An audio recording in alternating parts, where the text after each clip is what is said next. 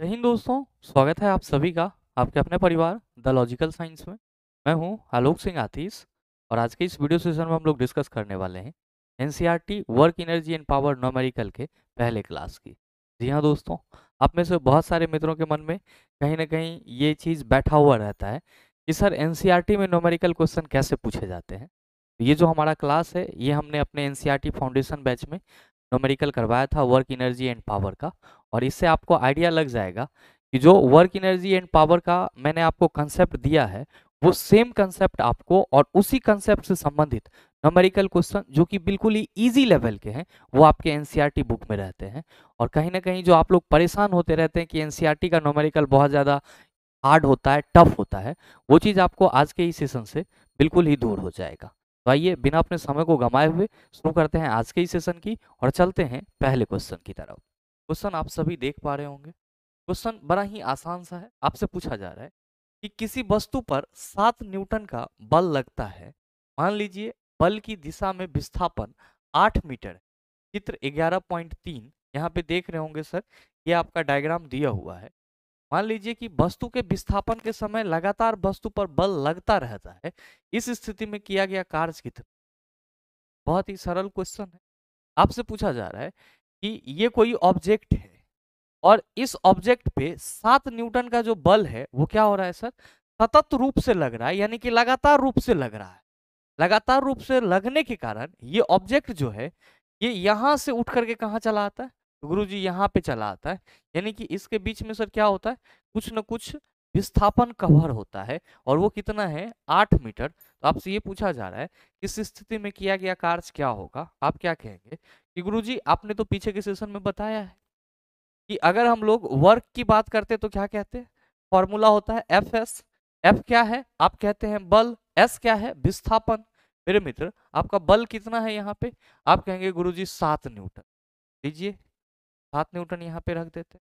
विस्थापन कितना है, तो सर 8 मीटर। तो लीजिए यहाँ पे हम 8 मीटर विस्थापन रख देते हैं और ये क्या हो जाएगा, आप कहेंगे सर 8 सत्तर 56 न्यूटन मीटर। और आप सभी कहेंगे कि गुरुजी न्यूटन मीटर को ही हम लोग क्या कहते हैं, जूल।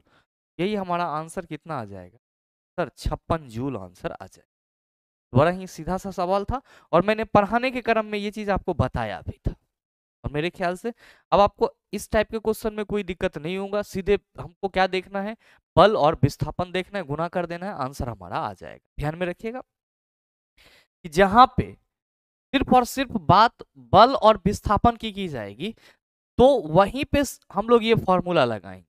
लेकिन जहां पे भी बल और विस्थापन के बीच में कुछ ना कुछ एंगल बन रहा होगा तो आप सभी याद रखना कि जो W इक्वल टू हमारा फॉर्मूला हो जाएगा वो क्या हो जाएगा, आप कहेंगे एफ एस कॉस थीटा हो जाएगा। मेरे मित्र ध्यान में रखेंगे कि एफ बल एस विस्थापन कॉस थीटा क्या होगा, बल और विस्थापन के बीच बना हुआ कोण होगा। आइए बात करते हैं अगले क्वेश्चन। अगला क्वेश्चन, क्वेश्चन नंबर 2, बड़ा ही आसान सा सवाल। आपसे पूछा जा रहा है कि बैलों की एक जोड़ी खेत जोतते समय किसी हल पर 140 न्यूटन बल लगाती है। जोता गया खेत 15 मीटर लंबा है। खेत की लंबाई को जोतने में कितना कार्य किया। बड़ा ही सरल सा क्वेश्चन। फिर से आपके क्वेश्चन में क्या दिया हुआ है, तो गुरुजी फोर्स दिया हुआ है कितना, 140 न्यूटन। साथ ही जोता गया खेत 15 मीटर लंबा है और आपसे क्वेश्चन करा जा रहा है कि खेत की लंबाई को जोतने में कितना कार्य किया गया। पूरे खेत को जोतने में नहीं, जैसे मान लीजिए कि ये आपका कोई खेत है सर, ये खेत है और ये जो खेत की लंबाई है ये कितनी है, 15 मीटर। तो जाहिर सी बात है कि अगर 2 बैल यहां से सर चलेगा तो उसका जो हल होगा वो कुछ इस तरीके से जाएगा और ये अगर सीधा जा रहा है तो ये सीधे तौर पे कितना विस्थापन कवर करेगा सर। आप कहेंगे सर जब लंबाई 15 मीटर कहा जा रहा है तो विस्थापन क्या होगा हमारा, 15 मीटर ही होगा। यानी कि एफ दिया हुआ है 140 न्यूटन, एस दिया हुआ है आपका कितना सर, 15 मीटर। जब आप कहेंगे कि सर यहाँ पे कार्स की बात करेंगे तो आप कहेंगे W equal to F S 140 अगुना ही 15। मेरे मित्र जब आप इसको सॉल्व करेंगे तो क्या कहिएगा कि गुरुजी गुना हो जाएगा। तो कर लीजिए गुना, 14 और 15 को, पंचों का 20, 14 पंचे, आहा, 14 पंचे 70 और 14 एकम 14। ठीक है सर। ये 5 का 20 होगा, 0 है, 7 4 11 और 1 1 2, यानी कि आपका जो कार्ज होगा वो कितना होगा सर, 210 जूल होगा। इसको एक बार फिर से कर लीजिएगा। 14 पंचे 70, ठीक है, और 14 एकम 14, 7 4 11, 1 1 2 चला जी। ये तो सिर्फ 14 और 15 है, और 1 0 यहाँ पे तो है, ये है, यानी कि किया गया कार्य यहाँ पे कितना होगा, आप सभी याद रखना, 21, कितना होगा, 21 जूल का। जब भी ऐसा प्रश्न मिले सर, आपको बल और विस्थापन को गुना करना है, बाकी सारा चीज। आइए बात करते हैं अगले क्वेश्चन। मेरे मित्र, आपका जो अगला क्वेश्चन है, क्वेश्चन नंबर 3, क्या पूछा जा रहा है कि एक कुली 15 केजी का बोझ धरती से 1.5 मीटर ऊपर उठाकर अपने सिर पर रखता है, उसके द्वारा बोझे पर किए गए कार्य का परिकलन कीजिए। ध्यान दीजिएगा, क्वेश्चन में कहा जा रहा है कि कोई कुली है, पोर्टर है, जो 15 केजी का बोझ धरती से 1.5 मीटर ऊपर उठाकर अपने सिर पर रखता है। तो आपसे ये पूछा जा रहा है कि उसके द्वारा बोझे पर किया गया कार्य का परिमाण क्या होगा। तो इस तरह से समझिएगा, मान लीजिए ये कोई आपका ऑब्जेक्ट है, और क्वेश्चन के अनुसार इसका द्रव्यमान कितना है, इसका द्रव्यमान 15 केजी, ठीक है, और कोई कुली है वो क्या कर रहा है, तो सर इसको उठाता है, इस सामान को उठा करके कितना ऊपर अपने सर पर रखता है, तो सर अपने सर पर ये जो है वो 1.5 मीटर ऊंचा उठा करके रखता है, 1.5 मीटर ऊंचा उठा करके रखता है। आपसे ये पूछा जा रहा है कि ये जो कुली इस सामान को उठा करके 1.5 मीटर ऊंचा उठा करके अपने सर पे रखेगा, इसके द्वारा कितना कार्य किया जाएगा, ये चीज आपको बताना है। आप क्या कहेंगे कि गुरुजी हमने तो अभी तक पढ़ा है कि कार्ज इक्वल टू फॉर्मूला जो है वो एफ एस होता है या फिर एफ एस कॉस थीटा होता है, लेकिन यहाँ पे विस्थापन की तो बात ही नहीं की गई है, और ना ही यहाँ पे एफ की बात की गई है। ये एफ आएगा कहां से, क्योंकि क्वेश्चन में सीधे कहा जा रहा है कि 15 केजी का जो बोझ है वो धरती से 1.5 मीटर ऊपर उठाकर अपने सिर पे रखता है, कहीं पे तो बल नहीं दिया हुआ है। आप सबों के मन में W equal to F S वाला जो फॉर्मूला है वो क्या हो रहा होगा सर, फेल हो रहा होगा। लेकिन मेरे मित्र, आपको फेल नहीं करना है, फॉर्मूला आपका यहीं पे रहेगा, बस थोड़ा सा चीजों को समझिए। ध्यान दीजिएगा कि मान लीजिए ये आपका एक पानी से भरा हुआ बाल्टी है, ये पानी से भरा हुआ बाल्टी है सर, और ये कहाँ है, पृथ्वी के सतह पे है। आप क्या कहिएगा कि गुरुजी इसका कुछ ना कुछ द्रव्यमान होगा, कुछ ना कुछ क्या होगा, द्रव्यमान होगा। और अगर इस पानी के बाल्टी को आपको ऊपर उठाना है तो आप क्या करेंगे सर, इसको हम कुछ बल से ऊपर उठाएंगे। मेरे मित्र ध्यान दीजिएगा कि इस पानी के बाल्टी को जो आप ऊपर उठाएंगे कुछ बल से, वो बल किसके बराबर होगा, कितना बल से आप उठाएंगे, तो आप कहेंगे सर जितना भारी होगा उतना। ध्यान दीजिएगा, जितना भारी होगा उतना, भारी मतलब भार की बात कर रहे हैं, कोई भी वस्तु होगा मास तो उसमें रहेगा ही रहेगा। और जब ये पृथ्वी की सतह पे है तो चला जो गुरुत्वीय त्वरण है वो क्या हो रहा है सर, नीचे की ओर लग रहा है। अगर हम इसको ऊपर उठा रहे हैं तो गुरुत्वीय त्वरण नीचे की ओर लग रहा है। और इस वस्तु को या इस पानी से भरे बाल्टी को हम तभी उठा सकते हैं जब इसके भार के बराबर का बल लगा करके इसको ऊपर उठाएंगे।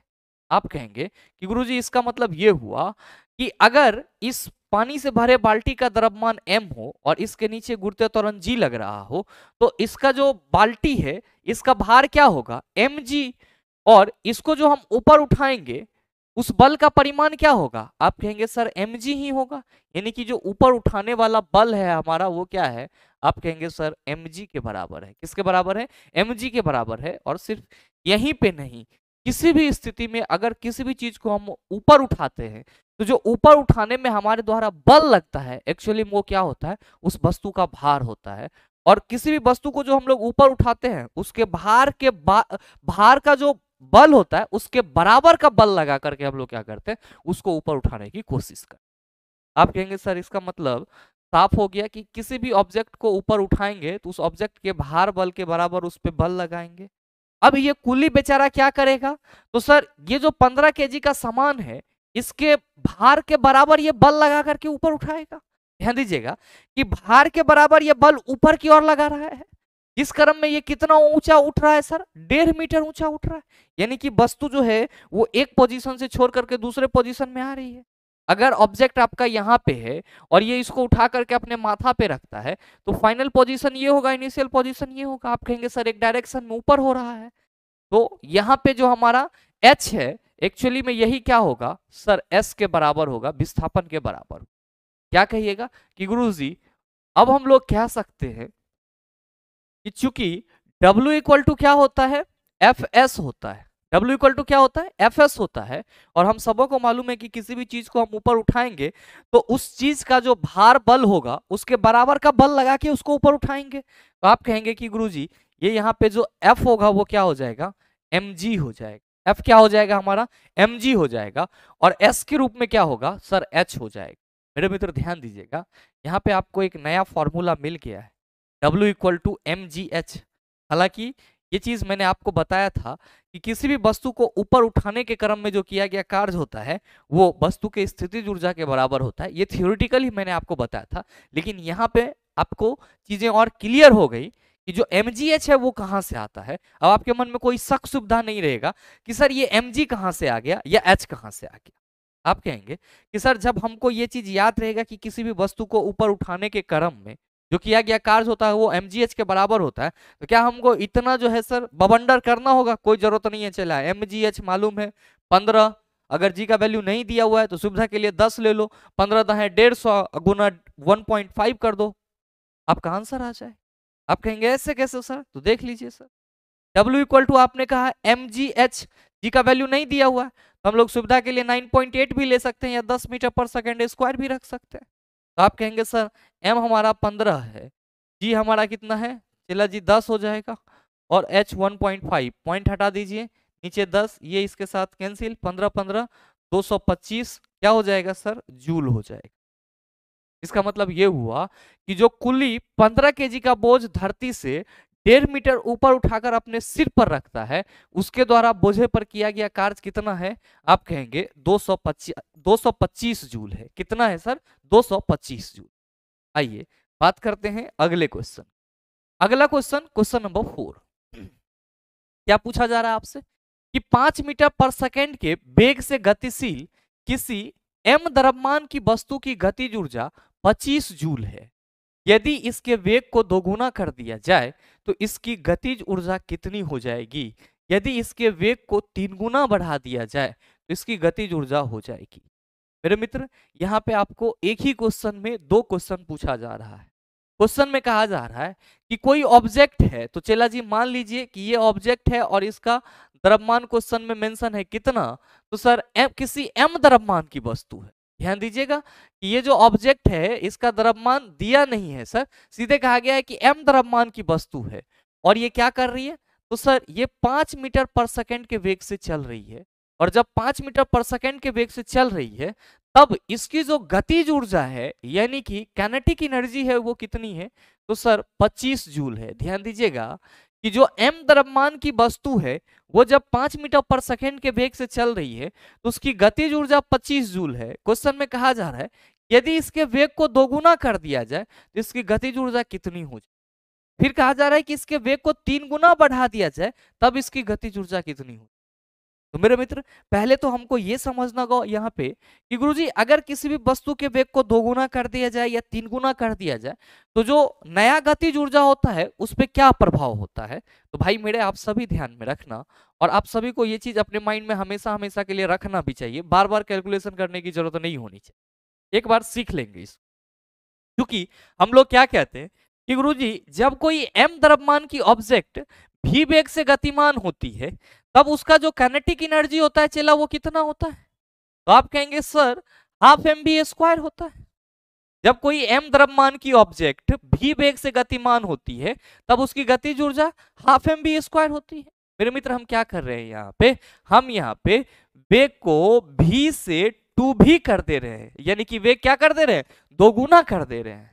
तो ध्यान दीजिएगा कि गतिज ऊर्जा क्या होगा हमारा, हम सिर्फ वेग दोगुना कर रहे हैं, मास नहीं। मास परिवर्तित नहीं होता है हर एक वस्तु का हर एक क्षण, याद रखिएगा। हम अगर 52 किलो हैं सर तो पूरे देश में कहीं भी चल जाएंगे तो 52 केजी होंगे। और हमारे में क्या परिवर्तन होगा, तो कहेंगे सर गतिज ऊर्जा में परिवर्तन हो रहा है। आप कहिएगा सर वेग में परिवर्तन होगा, आपका मन होगा तो आप दौड़ के भागिएगा, नहीं मन होगा तो धीरे धीरे चलिएगा। यह होता है कहानी सर। तो हमेशा याद रखेंगे किसी भी ऑब्जेक्ट का मास चेंज नहीं होता है, और ये मास कुछ ऐसा नहीं है कि सर जैसे मन होगा वैसे चेंज कर लेंगे, मास चेंज करेंगे मतलब उसको तोड़ फोड़ करके उसका पार्टिकल्स हटाएंगे। तो आप कहेंगे सर चलिए मास अगर सेम है तो उसी वस्तु का वेग दोगुना कर दिया जाए तो क्या प्रभाव पड़ेगा, देख लेते हैं। चला भी हमने क्या कर दिया, 2 भी कर दिया, तो आप क्या कहेंगे सर नया के ई डैश जो होगा वो क्या हो जाएगा, तो सर हाफ तो रहेगा ही, हाफ तो रहेगा ही, एम भी रहेगा हमारा। भी के जगह क्या लिखेंगे, आप कहेंगे 2 भी का स्क्वायर कर देंगे।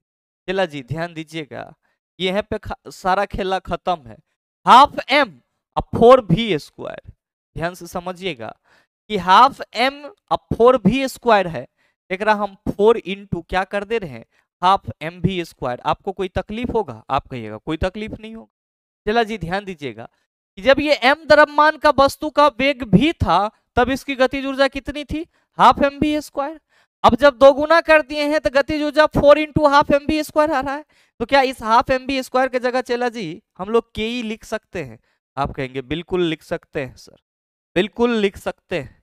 तो ध्यान दीजिएगा कि जब मास m था, वेग भी था, गतिज ऊर्जा हाफ एम बी स्क्वायर, जब आपने वेग दोगुना कर दिया तो जो नया गतिज ऊर्जा है वो क्या हो जा रहा है, तो सर 4 गुना हो जा रहा है। अब अगर हम क्या कहेंगे कि सर 3 गुना कर दें तो नया गतिज ऊर्जा 9 गुना हो जाएगा। अब कहेंगे 5 गुना कर दें तो नया गतिज ऊर्जा 25 गुना हो जाएगा। 6 गुना कर दें नया गतिज ऊर्जा 36 गुना हो जाएगा। 11 गुना कर दें नया गतिज ऊर्जा 121 गुना हो जाएगा। 12 गुना कर दें नया गतिज ऊर्जा क्या हो जाएगा, तो सर 144 गुना हो जाएगा। मतलब ये हुआ, हम आपको ये समझाना चाह रहे थे कि जब भी आपको कहा जाए कि किसी वस्तु के वेग को 2 गुना 3 गुना 4 गुना कर दिया जा रहा है तो उसका नया गतिज ऊर्जा क्या होगा, तो आपके माइंड में ये सेट होना चाहिए कि जो यहाँ पे वस्तु की गतिज ऊर्जा में परिवर्तन हो रहा है वो वेग में परिवर्तन करने से हो रहा है। और अगर हमको 2 गुना करने के लिए बोला जा रहा है तो भी की जगह 2 भी लिखेंगे और 2 भी का स्क्वायर होगा तो क्या होगा, आप कहेंगे सर 4 भी। साइलेंटली ऐसे ही कैलकुलेट करेंगे तो इतना ही आएगा। अब यहाँ पे अगर 5 रहता तो 5 25 ना हो जाता, चला 25 बाहर ना आता, 25 into half M B square 12 हो जाता, तो आप 12 का स्क्वायर कितना कहिएगा 144, तो 144 गुना हाफ एम बी स्क्वायर। मतलब जितना गुना कहेगा ओकर स्क्वायर कर दीजिएगा, प्रारंभिक गतिज ऊर्जा का उतना ही गुना नया गतिज ऊर्जा होगा। ध्यान से समझिएगा, क्वेश्चन में जब भी आपसे कहा जाएगा कि वस्तु के वेग को इतना गुना कर दिया जा रहा है तो नया गतिज ऊर्जा क्या होगा, तो जितना गुना किया जाएगा ओकर स्क्वायर खाली आप निकाल लीजिएगा, आप कहिएगा उतने गुना होगा। मतलब ये हुआ कि आपके क्वेश्चन में जो कहा जा रहा है कि 5 मीटर पर सेकंड के वेग से m द्रव्यमान की कोई वस्तु जब गतिमान है तब इसकी गतिज ऊर्जा कितनी है, 25 जूल कहा जा रहा है। यदि इसके वेग को 2 गुना कर दिया जाए तो यहां पे हम लिख देते हैं, यहां पे हम लिख देते हैं कि क्वेश्चन के प्रथम स्थिति से, क्वेश्चन के प्रथम स्थिति में क्या कहा जा रहा है, तो सर v को 2 भी कर दिया जाए। अकॉर्डिंग टू क्वेश्चन वेग को क्या कर दिया जाए, 2 गुना कर दिया जाए। तो जो हमारा नया गतिज ऊर्जा होगा के ई डैश 2 गुना तो 2 भी स्क्वायर 4, यानी कि जो नया गतिज ऊर्जा होगा वो प्रारंभिक गतिज ऊर्जा का 4 गुना, 4 इंटू प्रारंभिक गतिज ऊर्जा कितना चला 25। यानी कि आपके क्वेश्चन में जो कहा जा रहा है कि 5 मीटर पर सेकंड के वेग से गतिशील किसी m द्रव्यमान की वस्तु की गतिज ऊर्जा 25 जूल है, यदि इसके वेग को 2 गुना कर दिया जाए तो इसकी गतिज ऊर्जा कितनी होगी, आप कहेंगे सर यदि इसके वेग को 2 गुना कर दिया जाए तो गतिज ऊर्जा 100 जूल होगी। क्या होगी सर, 100 जूल होगी। और मेरे मित्र ध्यान देंगे क्वेश्चन के दूसरे स्थिति में, ध्यान देंगे क्वेश्चन के दूसरे स्थिति में,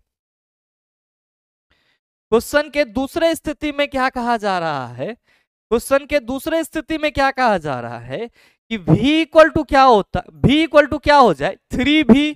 कहेंगे सर कोई दिक्कत नहीं है, 3v हुआ स्क्वायर कर देंगे 9 गुना। मतलब ये हुआ कि जो नया गतिज ऊर्जा होगा 3 गुना करने पर चला वो क्या हो जाएगा, तो आप कहेंगे 9 इंटू के ई, पिछलका के ई कितना है सर जी 25, तो 9 5 45 चला, 9 दूना 18 और 4 22, 225 जूल।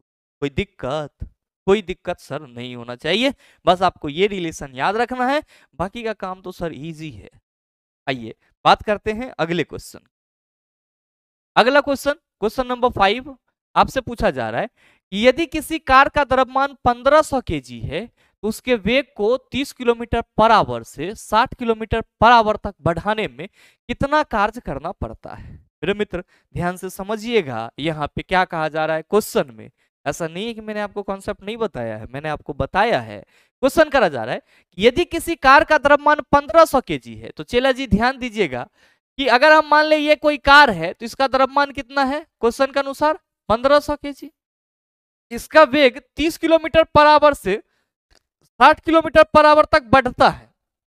मान लीजिए कि ये 30 किलोमीटर पर आवर के वेग से चल रहा है सर, ठीक है, और फिर क्या हो जाता है, इसका वेग बढ़ के 60 किलोमीटर पर आवर हो जाता है। तो आपसे ये पूछा जा रहा है कि 30 से जो 60 हुआ है इसके बीच में इसको कितना कार्य करना पड़ा है, ये चीज आपको बताना है। क्या कहिएगा कि गुरुजी यहाँ पे तो किलोमीटर पर आवर दिया हुआ है, जबकि हमको क्या करना होगा, इसको मीटर पर सेकंड में चेंज करना होगा। मेरे मित्र मीटर पर सेकंड में चेंज करेंगे तो क्या कहिएगा 5/18, यानी कि ये हो जाएगा 150/18, और ये हो जाएगा गुरुजी 60 गुना 5/18 तो 300/18।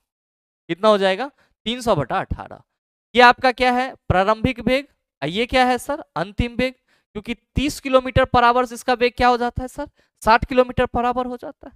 और मैंने आपको बताया है कि जब भी किसी वस्तु के वेग में परिवर्तन हो रहा हो तो किया गया कार्य गतिज ऊर्जा में परिवर्तन के बराबर होता है। इसका मतलब ये हुआ कि यहाँ आपका जो वर्क होगा वो क्या होगा, आप कहेंगे सर डेल के ई के बराबर होगा। किसके बराबर होगा सर डेल के ई के बराबर होगा। मेरे मित्र मैंने आपको फॉर्मूला बताया है कि अगर हम लोग डेल के ई की बात करेंगे तो आप क्या कहेंगे कि गुरुजी हाफ तो हम रखेंगे ही रखेंगे, हाफ तो हम रखेंगे ही रखेंगे, साथ में क्या कहेंगे एम हमारा कॉमन रहेगा, और क्या होगा तो sir v square minus u square होगा। मेरे मित्र ध्यान दीजिएगा कि हाफ इंटू 1500 गुना वी स्क्वायर, भी आपका कितना है सर 300/18 का स्क्वायर, तो 300/18 का square minus u square sir यानी कि 150/18 का स्क्वायर।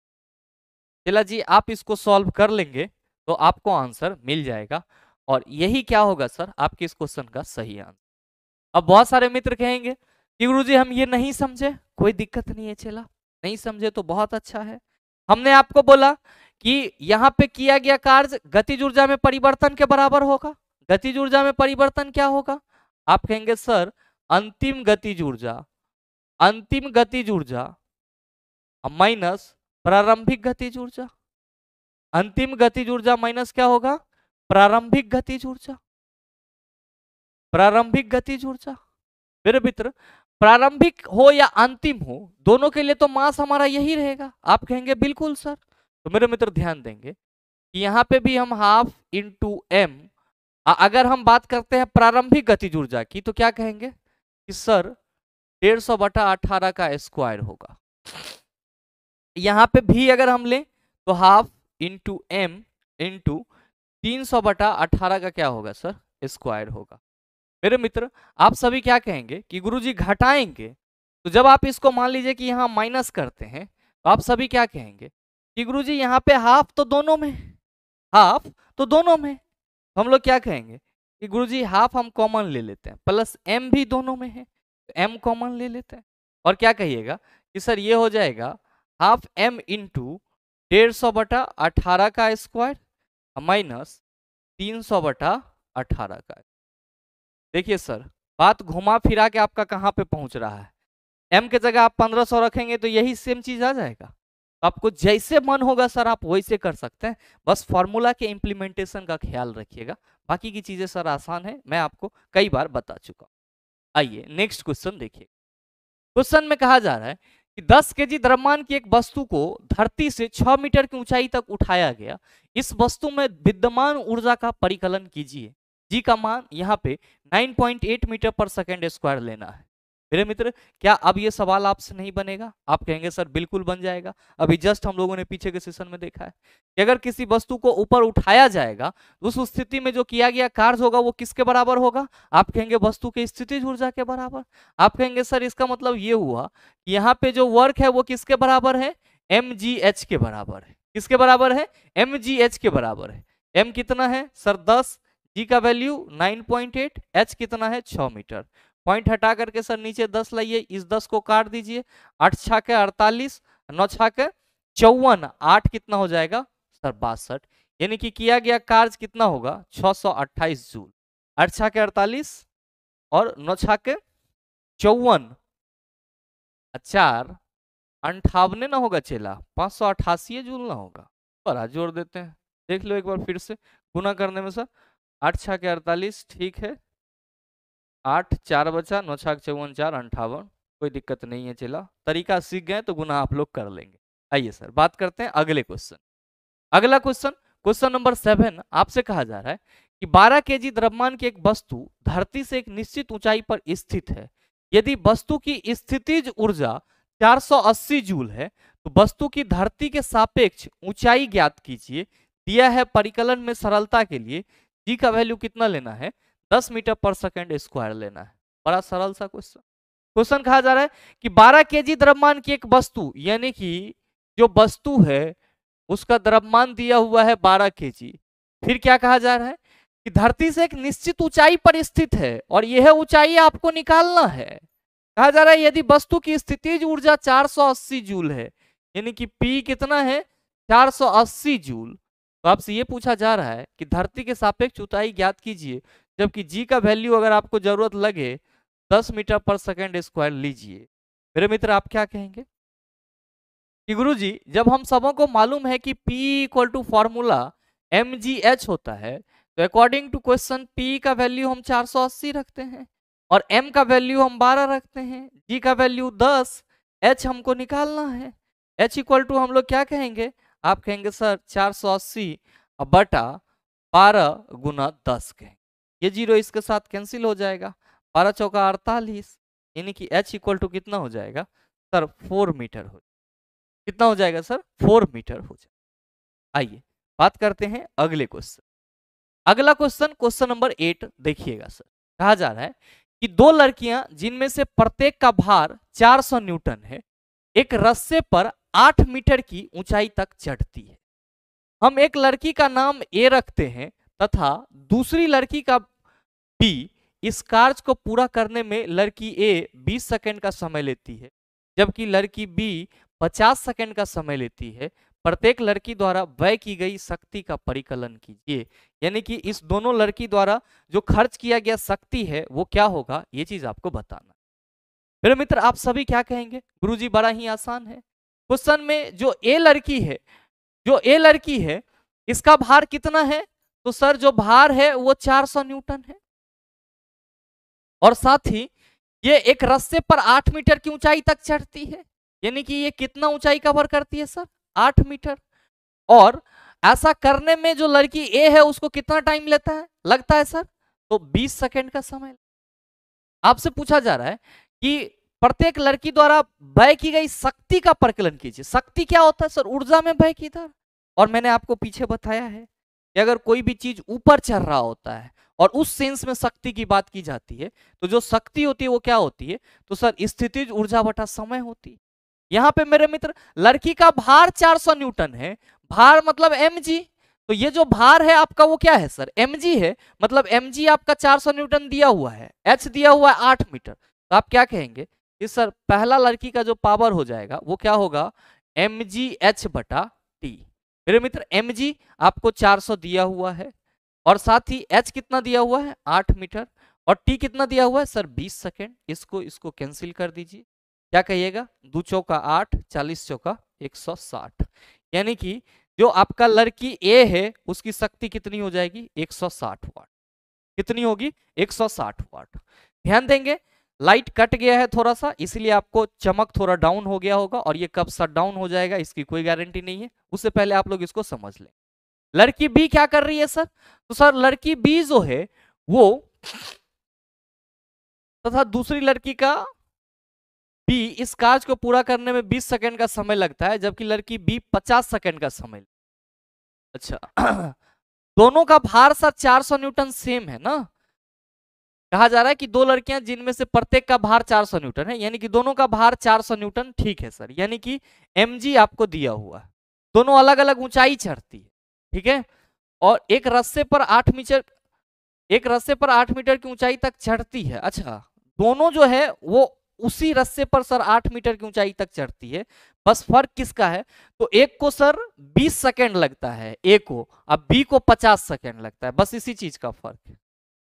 बी को कितना लगता है सर, 50 सेकंड लगता है, बस इसी चीज का फर्क है। आप कहेंगे सर बी की जो शक्ति होगी वो क्या हो जाएगी, बी की शक्ति आप कहेंगे mgh/t हो जाएगा। क्या हो जाएगा, mgh/t। तो mg तो आपका दिया हुआ है सर 400, और h यहाँ पे वही है सर, बस टाइम का अंतर है, ये इसके साथ कैंसिल हो जाएगा। 5 ये क्या होगा सर, आप कहेंगे सर 40 हो जाएगा, और ये क्या कहेगा सर 8 64, यानी कि इसकी शक्ति कितनी होगी सर 64 वाट होगी। कितनी होगी सर 64 वाट, जबकि इसकी शक्ति कितनी हो जाएगी, तो सर इसकी जो शक्ति है वो 160 वाट हो जाएगी। एक बार देख लीजिएगा सही से कटा फूटा है कि नहीं। ऐसे भी 20 बिसाई 400, 20 28 88, ठीक है कोई दिक्कत नहीं है। 400 गुना 8/50, तो 50 8 400 और 8 8 64, ठीक है सर। ए की शक्ति 160 वाट और बी की शक्ति 64 वाट, कोई दिक्कत नहीं होना चाहिए सर। सेम चीज कहा जा रहा था कि दो लड़कियां जिनमें से प्रत्येक का भार 400 न्यूटन है, एक रस्से पर 8 मीटर की ऊंचाई तक चढ़ती है। एक लड़की का नाम ए रखते हैं तथा दूसरे का बी। तो आपसे ये पूछा जा रहा है कि इस कार्य को पूरा करने में लड़की ए अगर 20 सेकंड का समय लेती है, जबकि लड़की बी 50 सेकंड का, तो प्रत्येक लड़की द्वारा व्यय की गई शक्ति का परिकलन कीजिए। एगो का 160 वाट, एगो का कितना हो जाएगा सर 64 वाट हो जाएगा। आइए बात करते हैं अगले क्वेश्चन। अगला क्वेश्चन, क्वेश्चन नंबर 9। आपसे कहा जा रहा है कि 50 केजी द्रव्यमान का एक लड़का एक सोपान पर दौड़कर 45 सीढ़ियां 9 सेकंड में चढ़ता है। मेरे मित्र ध्यान देंगे कि ये आपका इस तरह का कोई सीढ़ी है, और टोटल सीढ़ी कितना है सर 45, और कोई लड़का है सर जो कि कितना द्रव्यमान का है 50 केजी का है, ठीक है। एक सोपान जीना पर दौड़कर 45 सीढ़ी चढ़ता है। ये टोटल कितना सीढ़ी है सर 45 सीढ़ी चढ़ता है, और 9 सेकंड में चढ़ता है, यानी कि ये यहां से यहां तक कितना देर में जाता है 9 सेकंड में चला जाता है। क्वेश्चन करा जा रहा है कि यदि प्रत्येक सीढ़ी की ऊंचाई 15 सेंटीमीटर, प्रत्येक सीढ़ी की ऊंचाई मतलब क्या सर, ये वाला ऊंचाई ये कितना है 15 सेंटीमीटर, तो आपसे ये कहा जा रहा है कि इसकी शक्ति का परिकलन कीजिए, जबकि जी का मान आपको कितना लेना है 10 मीटर पर सेकंड स्क्वायर लेना है। बताइए नहीं सॉल्व होगा, आप कहेंगे सर आसानी से सॉल्व हो जाए। मेरे मित्र ध्यान में रखिएगा कि जब भी कोई चीज ऊपर चल रहा होगा, और मैंने ये सीढ़ी वाला एग्जांपल दिया भी था, कि जो स्थितिज ऊर्जा होती है वो रास्ते पे डिपेंड नहीं करती है, वो सिर्फ फाइनल पॉइंट और इनिशियल पॉइंट पे डिपेंड करती है सर। वो किस पे डिपेंड करती है, फाइनल पॉइंट और इनिशियल पॉइंट पे डिपेंड करती है। मतलब साफ है कि हमारे क्वेश्चन में वस्तु का द्रव्यमान, सॉरी वस्तु नहीं, जो व्यक्ति है उसका द्रव्यमान 50 केजी दिया गया है, ठीक। अब 45 सीढ़ी चढ़ता है सर, और प्रत्येक सीढ़ी की जो ऊंचाई है वो कितनी है 15 सेंटीमीटर है। तो अगर हम h की बात करें तो 45 इंटू क्या हो जाएगा 15 सेंटीमीटर। अच्छा सेंटीमीटर को मीटर में बदलना है तो क्या करेंगे, आप कहेंगे सर 100 से डिवाइड करेंगे। क्या करेंगे 100 से डिवाइड करेंगे, ये आपका किस में आ जाएगा, आप कहिएगा सर मीटर में आ जाएगा। जी का वैल्यू कितना लेना है चला, जी का वैल्यू 10 मीटर पर सेकंड स्क्वायर लेना है, बाकी तो और कुछ डाटा है नहीं। 45 गुना 15, और टाइम आपका कितना है, तो सर टाइम हमारा 9 सेकंड है। चला जी पावर क्या हो जाएगा, आप कहेंगे सर mgh/t हो जाए। m कितना है सर 50, जी कितना है गुरुजी 10, और h कितना है आप कहेंगे 45, 15 बटा टाइम, टाइम कितना है 9 सेकेंड, तो गुना 9, और फिर आपका ये यहाँ पे 100 भी है सर, ये नीचे आएगा, ये जीरो इसके साथ कैंसिल, ये जीरो इसके साथ कैंसिल, और ये क्या हो जाएगा सर 9 पचे 45, ठीक है। और पचे 25, और 25 और 15 को गुना कर दीजिए तो 125, और ये 25 से कम 25, ओहो 25 और 15 अगर गुना होगा तो 125 हो गया सर, और 25 एकम 25, 5 एकम 5, 2 एकम 2, 5, 5 2 7, 2 1 3। कितना हो गया चला? तो शक्ति कितना हो गया? 375 वाट। कितना हो गया? 375 वाट। ठीक है। तो इस टाइप के कई क्वेश्चन आपके अलग अलग एग्जाम में पूछे गए हैं सर, और ये कहाँ का है सर? एनसीईआरटी का क्वेश्चन है। एक बार समझ गए तब इस तरह का बहुत सारा क्वेश्चन मिलेगा, तो बहुत ज्यादा लाग लपेटा मत लगाइएगा, सीधे mgh/t लगाइएगा, आपका आंसर आपके हाथ में हो। आइए नेक्स्ट क्वेश्चन हम लोग बात करते हैं। आसान सा सवाल कि एक लैंप 1000 जूल विद्युत ऊर्जा 10 सेकेंड में व्यय करता है, इसकी शक्ति क्या होगी? तो आप कहेंगे सर पावर इक्वल टू हम लोग क्या कहेंगे? एनर्जी बटा टाइम। एनर्जी कितना है चला? 1000 जूल, अब बटा टाइम कितना है? 10 सेकेंड। ये कट गया तो एनर्जी हमारा कितना हो जाएगा सर? 100 वाट हो जाएगा। कितना हो जाएगा सर? 100 वाट हो जाएगा। आइए अगला क्वेश्चन देखिएगा। क्वेश्चन नंबर 11 आपसे कहा जा रहा है कि 60 वाट का एक विद्युत बल्ब प्रतिदिन 6 घंटे उपयोग किया जाता है। बल्ब द्वारा एक दिन में खर्च की गई ऊर्जा की यूनिटों का परिकलन कीजिए। बताइए नहीं सॉल्व होगा। आप कहेंगे सर पीछे के सेशन में आपने बताया है कि जब भी हम इलेक्ट्रिकल अप्लायंसेस द्वारा खर्च की गई विद्युत ऊर्जा के यूनिट की बात करेंगे तो जितना वाट हमारे क्वेश्चन में दिया होगा वो, और जितना आवर चल रहा होगा वो, और साथ ही साथ जितना दिन तक चल रहा होगा वो, तीनों को क्या करेंगे? मल्टीप्लाई और 1000 से डिवाइड कर दें। वाट कितना है चला? 60, और 6 घंटा चल रहा है, और 21 दिन का निकालना है। ये क्या हो जाएगा सर? 1000, ये जीरो इसके साथ कैंसिल, 36 बटा क्या हो जाएगा सर? 100, और ये हो जाएगा गुरुजी 0.36 क्या? यूनिट। क्या हो जाएगा? यूनिट। तो मेरे मित्र ये आपका वर्क एनर्जी एंड पावर का कुछ इंपॉर्टेंट न्यूमेरिकल क्वेश्चन था, जिसको आपने हमारे साथ अच्छे से डिस्कस कर लिया है। और मेरे ख्याल से अब अगर आपको इस टाइप का किसी भी प्रकार का क्वेश्चन दे दिया जाए तो आप उसका जवाब आसानी से दे। आज के लिए हम लोग इतना ही रखते हैं, मिलते हैं हम लोग फिर अपने अगले वीडियो सेशन में। तब तक के लिए best of luck, thank you, have a nice day.